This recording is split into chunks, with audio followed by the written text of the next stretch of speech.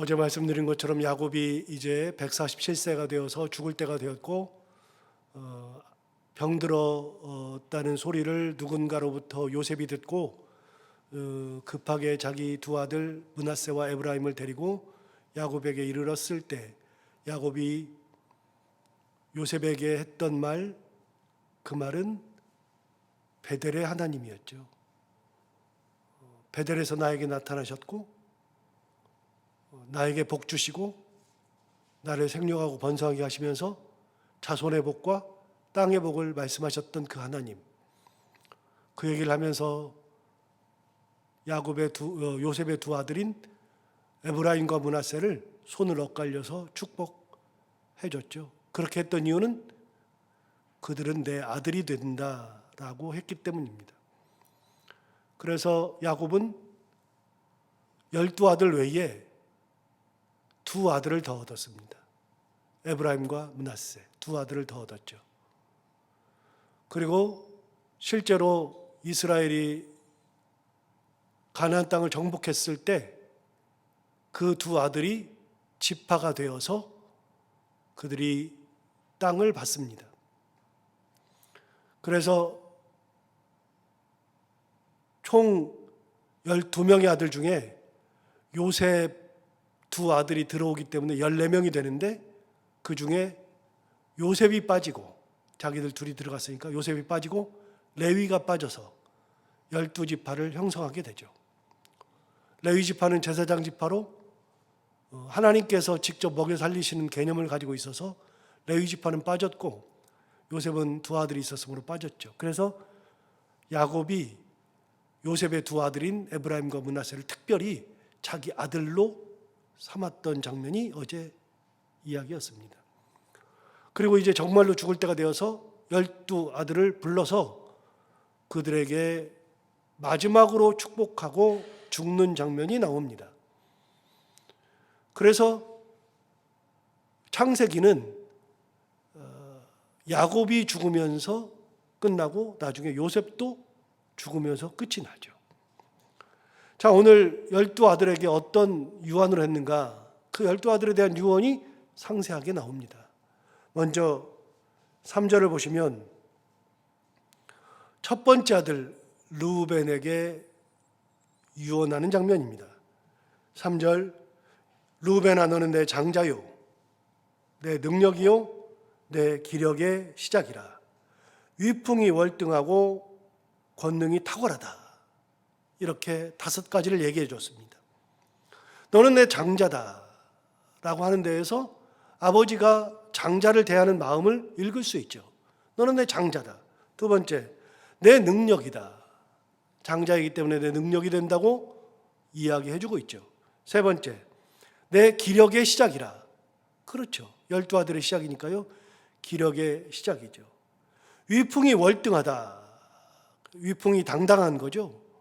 그래서 남들이 보기에도 정말로 월등한 위풍을 가지고 있죠. 마지막으로 권능이 탁월하다.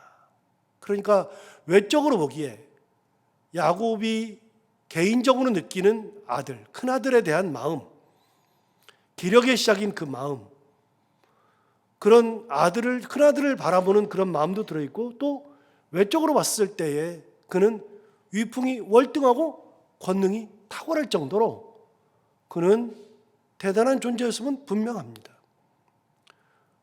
그래서 르우벤은 남보기에 부럽지 않은 외모도 가지고 있고 힘도 세고 능력도 있죠. 큰아들이기 때문에 아버지가 그 아들을 생각하는 마음도 대단하죠. 그런데 그에게는 저주가 임합니다. 3절 맨 끝을 보시면 권능이 탁월하다마는 그렇지만 4절을 보시면 이렇게 말합니다. 물에 끓음 같았은즉 너는 탁월하지 못하리니 내 아버지의 침상에 올라 더럽혔음이로다 그가 내 침상에 올랐었도다. 이렇게 이야기를 합니다. 그를 뭐라고 얘기했냐면 물에 끓음 같다. 여러분, 우리 다 물 끓이는 거는 뭐 하루에도 뭐 몇 번씩 끓이잖아요. 물을 끓이잖아요. 물을 끓이면 마지막에 끓는 점 100도씨가 됐을 때는 포글포글 하면서 막 뚜껑을 다 덮어놔도 넘쳐버리죠. 물이 많이 있을 때는 물이 다 튀어버리죠. 그래가지고 데일 수도 있죠. 물의 끓음 같다. 그 말은 뭐냐면 언제 튈지 모른다. 어떻게 튈지 모른다. 그러면 실제로 르우벤의 성격은 어떤 성격이냐면 물의 끓음 같은 성격. 능력도 탁월하고 위풍도 월등하고 정말 외적으로 보기에는 부족한 것이 하나도 없습니다. 그런데 그에게는 순간에 욱하는 성질이 있습니다. 자기 성질을 제어하지 못하는 그런 성향을 가지고 있습니다. 물이 끓어지면 큰 문제가 생길 때가 많습니다. 물은 잘 관리해야죠. 끓는 물은 진짜 잘 관리해야죠. 끓는 물 잘못했다가는 크게 되죠. 그래서 끓는 물이 필요하긴 하나 끓는 물을 잘 관리하지 못하면 큰 재앙을 당하기 십상입니다. 르우벤이 누구냐? 물의 끓음 같은 존재. 그래서 자기 성격을 자기가 다스리지 못하면 어떤 일이 벌어지느냐? 큰 화가 임하죠. 남들에게도 화, 자기에게도 화. 도대체 무슨 일이 있었는데 그러느냐? 여러분 35장 한번 가볼까요? 35장.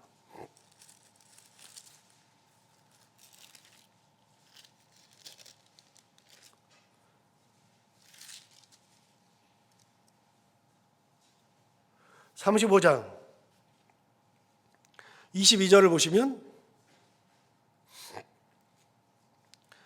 이스라엘이 그 땅에 거주할 때에 르우벤이 가서 그 아버지의 첩 비라와 동침함에 이스라엘이 이를 들었더라.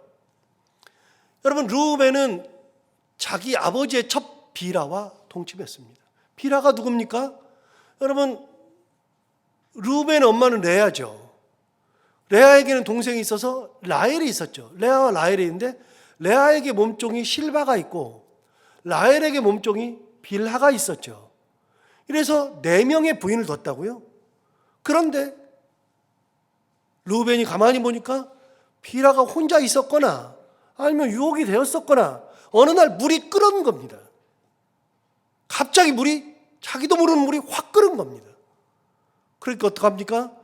자기 어머니 뻘인 자기 아버지의 첩이었던 빌하와 동침하였습니다. 이거를 야곱이 들었습니다. 야곱은 아무 짓도 하지 않았습니다. 그런데 죽을 때가 되었을 때 유언이 뭐냐?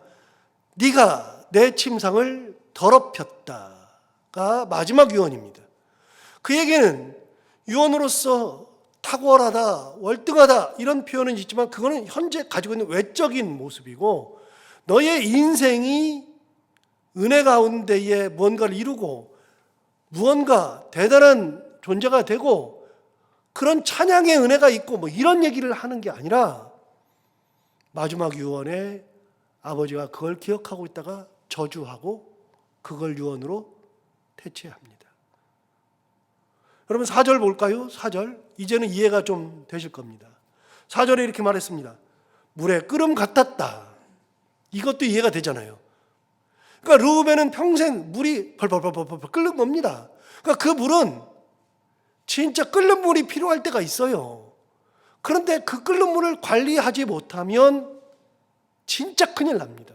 그런데 관리하지 못했습니다. 물에 끓음 같았은즉 너는 탁월하지 못한다. 여러분 3절 보시면 이렇게 말했잖아요. 르우벤아 너는 내 장자요 내 능력이요 내 기력의 시작이라. 위풍이 월등하고 권능이 탁월하다. 네가 진짜 탁월한데 4절에서 뭐라 그러냐면 물의 끓음 같았은즉 너는 탁월하지 못할 거다. 네가 외적으로는 탁월하지만 앞으로는 네 인생은 탁월하지 못한 인생이 되고 말 것이다. 너는 탁월하지 못하리니 내가 아버지의 침상에 올라 더럽혔음이로다. 그가 내 침상에 올랐었도다. 그래서 자식에게 좋은 유언을 해주는 게 아니라 너는 네 평생이 물의 끓음 같기 때문에 너는 탁월하지 못한 존재로 살다가 가는 거다. 여러분, 르우벤은 참 괜찮은 인물이었습니다. 왜냐하면 알다시피 르우벤은 어떤 일이 있었냐면 형제들이 요셉을 팔라 그랬을 때 가장 먼저 나서서 안 된다, 그를 죽이면 안 된다, 죽이지 못하게 했던 사람이 르우벤이었습니다. 차라리 그를 구덩이에다 일단 가둬놓자, 그래서 구덩이에 가둬놓고 죽지 못하게 만들었던 사람이 르우벤입니다. 여러분, 또 르우벤이 언제 등장합니까?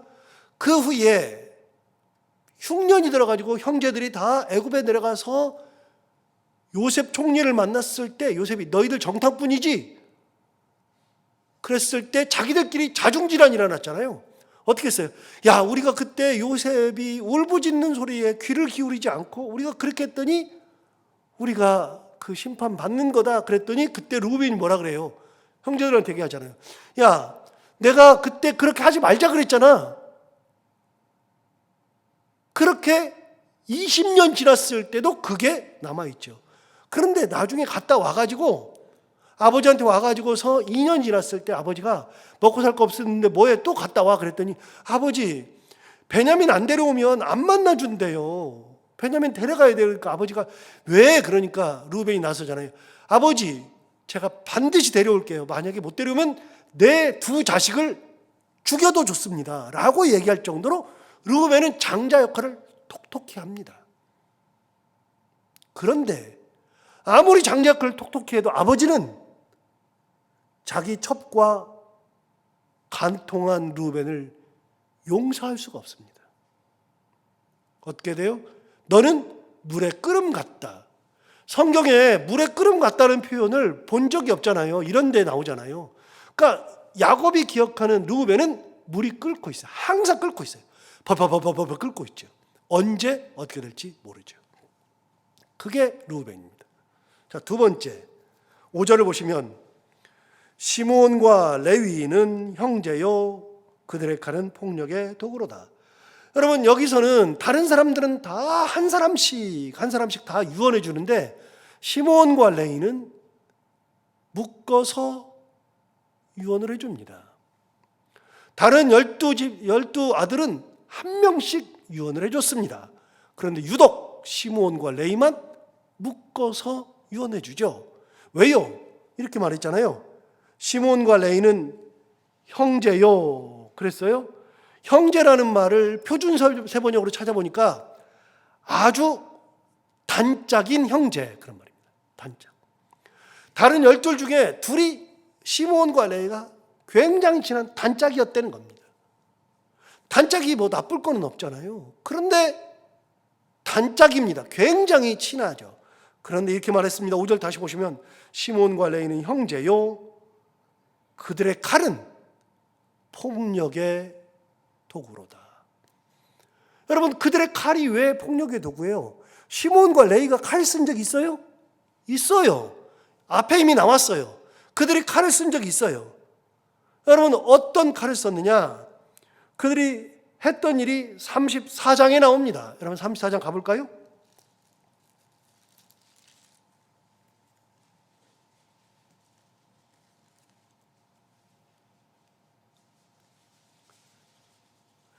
(34장을) 보시면 34장의 제목을 보시면 디나가 부끄러운 일을 당하다. 그래서 디나의 강간 사건이 나옵니다. 강간 사건이 났을 때 야곱이 어떻게 했냐면 야곱은 아무 말 못했습니다. 5절을 보시면 그렇게 나오잖아요. 야곱이 그 딸 디나를 그가 더럽혔다함을 들었으나 자기 아들들이 들에서 목축함으로 그들이 돌아오기까지 잠잠하였다. 아들들이 목축하고 있다 그래서 따지지도 않고 아무 짓도 안 했습니다. 그런데 그 아들들이 급하게 돌아왔죠. 그 얘기를 듣고 돌아왔죠. 그랬더니 세겜이 와가지고서 제발 저랑 결혼하게 해주세요. 그랬더니 형제들이 말합니다. 우리는 하나님의 백성이고 당신들은 이방인들인데 할례 받은 우리가 당신들과 결혼할 수 없으니 당신들뿐만이 아니라 당신 부족 전부가 다 할례를 받아야 됩니다. 할례를 받지 않으면 안 됩니다. 할례 받아서 하나님을 섬기는 한 족속이 되면 우리가 서로 결혼하겠습니다. 우리도 당신네 자녀들, 여자들과 결혼하고 당신네 딸들도 우리랑 결혼하고 그래서 우리가 같은 민족을 만듭시다. 그렇게 해놓고서 할례를 받았을 때에 25절 보시면 34장 25절 제3일에 아직 그들이 아파할 때에 야곱의 두 아들 디나의 오라버니 누구와 누구? 시므온과 레위가 각기 칼을 가지고 가서 몰래 그 성읍을 기습하여 그 모든 남자를 죽였어요. 누가요? 시므온과 레위가요. 그리고 26절 칼로 하몰과 그의 아들 세겜을 죽이고 디나를 세겜의 집에서 데려왔죠. 이게 시므온과 레위입니다. 그런 일이 있었습니다. 그러고 나서 30절에 이렇게 말합니다. 야곱이 시므온과 레위에게 말합니다. 야곱이 시므온과 레위에게 이르되 너희가 내게 화를 끼쳐 나로 하여금 이 땅 주민 곧 가나안 족속과 브리스 족속에게 악취를 내게 하였도다. 나는 수가 적은즉 그들이 모여 나를 치고 나를 죽이리니 그러면 나와 내 집이 멸망하리라. 너희 때문에 우리 집 악취가 나는 것 같아가지고 그들이 와서 우리를 다 죽일 텐데 우리는 숫자도 없잖아. 우리 집, 나와 내 집이 다 멸망할 거다. 그러면서 시므온과 레위에게 막 해댔습니다. 해댔더니 31절 그들은 시므온과 레위죠. 그들이 이르되 그가 우리 누이를 창녀같이 대우함이 옳으니까.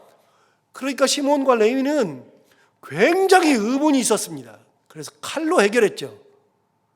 그때 일을 기억하고 있는 겁니다. 야곱이 그때 일을 기억하고 있죠. 자, 오늘 본문으로 와서 시므온과 레위 얘기를 다시 한번 해볼까요? 이렇게 말했습니다. 5절 시므온과 레위는 형제요 그들의 칼은 폭력의 도구로다. 칼 얘기를 하죠. 칼 얘기는 이미 34장에서 나왔습니다. 6절 내 호나 그들의 모의에 상관하지 말지어다. 그들이 어떤 모의했어요? 세겜 사람들에게 다 할례 받으라고 그렇게 말하는 모의. 그럼 우리가 서로 간에 한 민족을 이루자라고 그렇게 했던 그런 모의, 머리가 엄청 좋고 그렇게 했었던 그 모의에 참여하지 말지어다. 내 영광아 그들의 집회에 참여하지 말지어다. 그래서 그들의 그런 것들에 대해서는 전혀 참여하지 말아야 된다. 너희들이 폭력의 도구로 칼을 썼다. 그런 말입니다. 6절 중반절 그들이 그들의 분노대로 사람을 죽이고 그들의 혈기대로 소의 발목 힘줄을 끊었음이로다. 여러분 뭐라고 말하냐면 그들의 분노대로 그들의 혈기대로. 그러니까 이들은 뭐라고 정리해 줬냐면요, 모의하는 사람들, 분노하는 사람들, 혈기 있는 사람들이라고 아버지가 그 아들들에게 정리해 주었습니다. 자, 아무리 괜찮으면 뭐예요? 사람 죽이고 감옥 들어가면 끝인데. 아무리 귀하면 뭐예요? 그 아이가 범죄하면 끝인데. 그때 그 일을 야곱은 잊어버린 적이 없는 겁니다. 그래서 얘네 둘은 묶어서 마지막 유언해 주는 거예요. 다른 사람들은 한 명씩이잖아요. 이 사람들은 그냥 묶어서 해주는 거죠. 7절 볼까요? 그 노여움이 혹독하니 저주를 받을 것이요 그 분기가 맹렬하니 저주를 받을 것이라. 여러분 6절 다시 볼까요? 6절부터 볼까요? 6절부터 이 야곱이 아들들에게 하는 얘기가 심상치가 않아요. 이렇게 말했어요. 내 호나 그들의 모의에 상관하지 말지어다. 내 영혼아 그들의 집회에 참여하지 말지어다.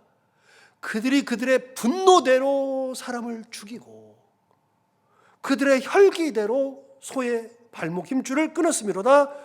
7절도 심상치가 않습니다. 그 노여움이 혹독하니 저주를 받을지어다. 분노가 맹렬하니 저주를 받을 것이라. 그래서 시므온과 레위에게는 좋은 말이 한마디도 없습니다. 한마디도.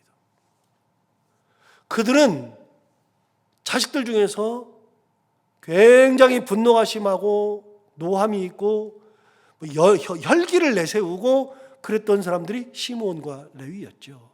아버지가 마지막에 유언할 때 자식들한테 이런 얘기하고 죽고 싶냐고요. 그런데 이 아이들에게 아무 말도 안 한 것 같은데 야곱이 정말 이 야곱이 끝까지 기억하고 그거를 그때 교육하고 아이들의 혈기를 다스려줘야 되는데 다스려주지 않았잖아요. 그 아들이 비라와 통간했을 때, 간통했을 때 그때 가르쳤어야 되잖아요. 그때는 아무 말이 없잖아요. 야곱이 진짜 무서운 사람입니다. 이제. 아버지가 자식을 가르쳐서라도 그게 잘못됐다는 걸 가르치고 아이를 올바른 길로 인도하고 그런 일이 있었을 때에는 또 더 좋은 길로 인도하고 그러면서 아이를 혈기를 다스려주고 분노를 다스려주고 노여움을 다스려주고 모의하는 것을 다스려주고 그렇게 해야 되는데 그런 역할 하나도 안 하죠. 이미 야곱은 이 얘기를 제가 했었습니다. 자식들이 그러는데도 자식들하고 싸우기만 하지 자식들한테 영적인 아버지가 안 되니까요. 영적인 모습으로 되지 않으니까요. 그 아들 요셉만 예뻐하고 그러니까 아들을 편가르고 이렇게 됐죠. 결국은 사실은 이 아이들이 이렇게 되는 거는 야곱 때문입니다.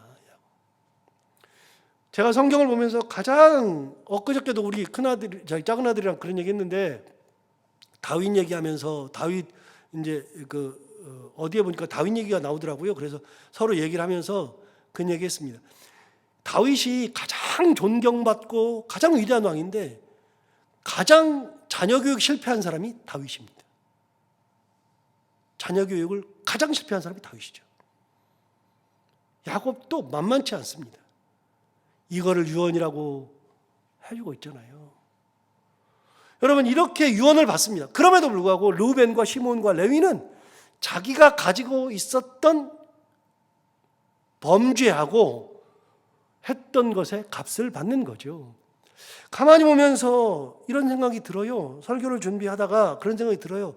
여러분 우리가 하나님 앞에 갔을 때는 우리가 이 르우벤이나 시몬과 레위는요 그 사건 이후로는 잊어버렸을 거거든요. 물론 알고는 있지만 아버지가 그 얘기를 또 할까 100년 정도 지났으니까요 100년 더 됐으니까 막 이런 얘기는 안 했을 것 같아. 그런데 아버지가 100년이 지나도록 기억하고 있잖아요.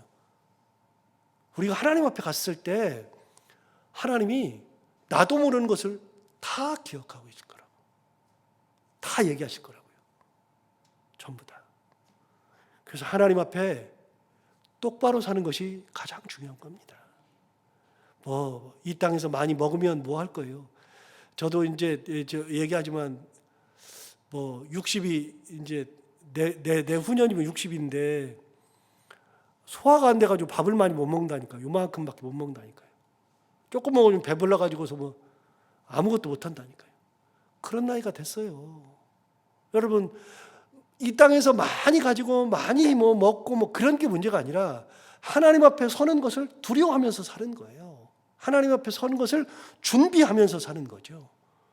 여러분 오늘은 이 르우벤이나 시몬과 레위처럼 이렇게 우리 인생을 돌아보면서 그런 일이 혹시 있는지 하나님 앞에 다시 한번 되새겨보면서 그러면 우리가 하나님 앞에 회개하고 하나님의 은혜 가운데 남은 인생 그렇게 살아갈 수 있는 우리 모두가 다 되기를 바랍니다. 기도하겠습니다.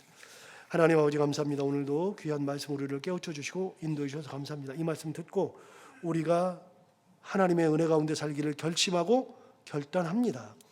우리가 알지 못하는 죄악, 하나님 앞에 물의 끓음같이 벌벌벌 끓고 있었던 것은 아니었는지 분노와 혈기와 노여움, 분기가 가득해서 혹시라도 우리가 잘못한 일은 없었는지 다시 한번 우리를 돌아보게 하시고 남은 인생 살아갈 때에는 하나님 앞에 부끄러움 없도록 온전한 모습으로 살아가며 하나님 만날 준비하며 하나님 무서운 줄 알고 살아가며 그렇게 하나님의 은혜 가운데 살아갈 수 있는 저희들 모두가 다 되게 하여 주옵소서. 오늘도 하루를 살아갈 때 이 말씀을 기억하며 살기를 원합니다. 하나님 우리의 삶 가운데 함께 하여 주시옵시고 오늘도 기도하러 나온 사랑하는 모든 분들 기도를 하나님 들어 응답하여 주옵시고 해야 되는 것들을 기쁨으로 잘 감당하고 만나는 분들과 함께 웃고 행복한 하루가 되게 하여 주옵소서. 예수님 이름으로 기도하옵나이다.